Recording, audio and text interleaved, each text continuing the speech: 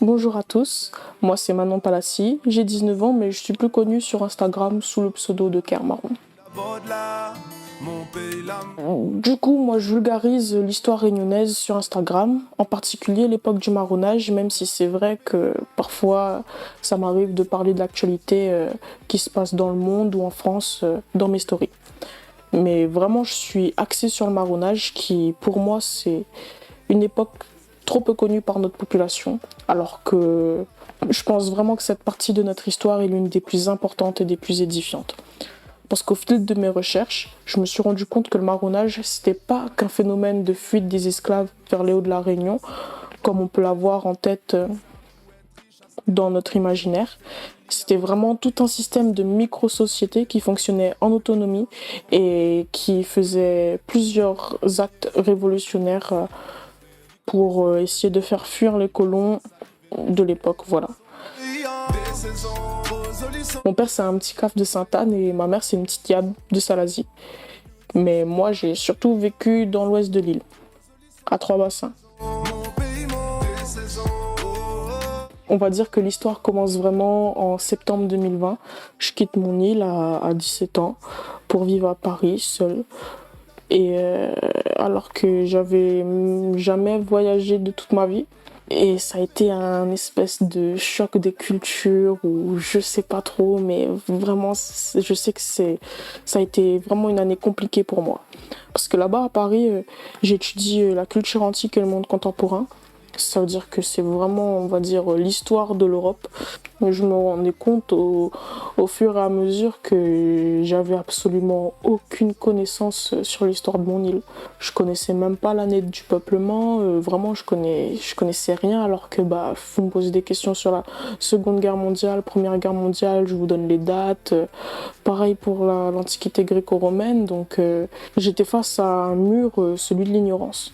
Je me suis rendu compte de la différence entre ma culture et celle des autres et de l'impact de la culture dans laquelle j'ai baigné sur ma manière de penser. Je me suis aussi rendu compte de ma différence physique avec celle des autres. J'avais jamais pensé à cette différence tant que je vivais à La Réunion. Forcément, il y a des personnes qui voient cette différence ici, mais la façon dont j'avais été élevée ici faisait que entre moi, métis et un CAF ou une Yab ou un Chinois ou un Malbar ou un Arabe, je voyais vraiment pas de différence. Et mes yeux étaient voilés, je voyais pas non plus le racisme. Alors qu'il existe à La Réunion, mais pas comme en France. Je voyais rien de tout ça, je vivais vraiment dans un monde de bisounours où j'ai eu la chance d'être assez bien entourée pendant toute ma vie, avec que des personnes qui m'ont fait me sentir bien dans ma peau et dans mon identité. Donc voilà, quand je suis arrivée là-bas, c'était j'ai même pas les mots, c'était juste un changement incroyable. Donc mon île m'a énormément manqué et petit à petit j'ai commencé à m'instruire sur mon histoire, notre histoire. Parce que c'était vraiment inadmissible pour moi que je puisse mieux connaître l'histoire de l'Europe que ma propre histoire. À mon retour, du coup, je me suis dit que je pouvais pas garder ces découvertes pour moi parce que j'avais appris tellement de trucs fous, que des choses que j'aurais jamais imaginé, que je me suis dit que vraiment je peux pas garder ça pour moi, il faut que je le partage, que je partage mon apprentissage avec les autres. En plus, j'ai toujours été passionnée d'histoire, de politique, de philosophie, de journalisme. Mais déjà, étant petite, je voulais devenir archéologue. J'ai toujours aimé lire des livres. Au lycée, j'adorais les cours de philosophie. Et quand je rentrais chez moi, je regardais plein de conférences sur le sujet.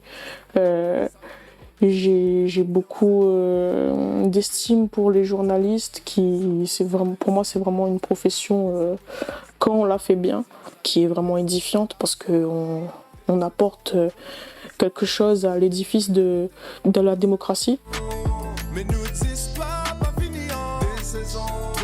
Alors, c'est assez facile comme réponse, mais après 2 ans en métropole, je pense vraiment que mon aspect préféré de notre culture, c'est vraiment la nourriture. Après vient l'ambiance. Pour moi, peut-être c'est comme ça pour les autres aussi, mais le goût est vraiment lié en même temps au souvenir. Et quand tu manges quelque chose qui te rappelle chez toi et que tu es loin, ça te fait du bien. ce que je mange là-bas et ce que je mange ici à La Réunion, ça n'a pas le même goût, même quand j'essaye de faire la même chose. Et j'essayais vraiment par la nourriture de me reconnecter à mes souvenirs de mon île et à mon île tout simplement, quoi. Mon expression préférée, je pense que c'est l'Akpaatea. Je trouve qu'elle cache une certaine puissance et beaucoup d'espoir et c'est tout ce que je souhaite au peuple réunionnais. Je connais pas encore assez bien notre histoire pour pouvoir m'identifier à un personnage réunionnais, qu'il soit réel ou fictif. Mais peut-être que d'ici quelques temps, je serai capable de vous répondre. Moi, tout ce que je sais, c'est que je me sens très connectée à mes ancêtres parce qu'ils étaient esclaves. Je sais pas si c'est ça qui fait que j'ai soif de liberté, mais en tout cas, je sais que je supporte pas de voir un quelconque être vivant en cage. J'attache beaucoup d'importance à avoir une liberté de choix dans tout ce que je fais. Et je supporte pas qu'on m'impose quoi que ce soit, enfin, même quand ce sont des choses qui paraissent futiles en fait.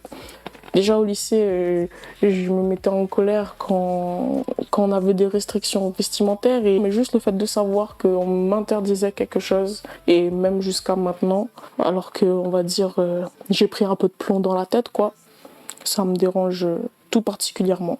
Je sais aussi qu'on a des responsabilités et j'essaye de vivre avec. Je suis d'accord pour ça, il y a des règles et il faut les suivre, c'est ce qui fait que la société fonctionne. Tout ce que je sais, c'est que ce besoin de liberté qui m'enivre tout le temps me fait me sentir plus proche de mes racines. Si vous voulez me suivre sur Instagram, c'est Kermaron, Kermaron. Et pareil sur Facebook, Kermaron. Garde mon pays, des saisons, aux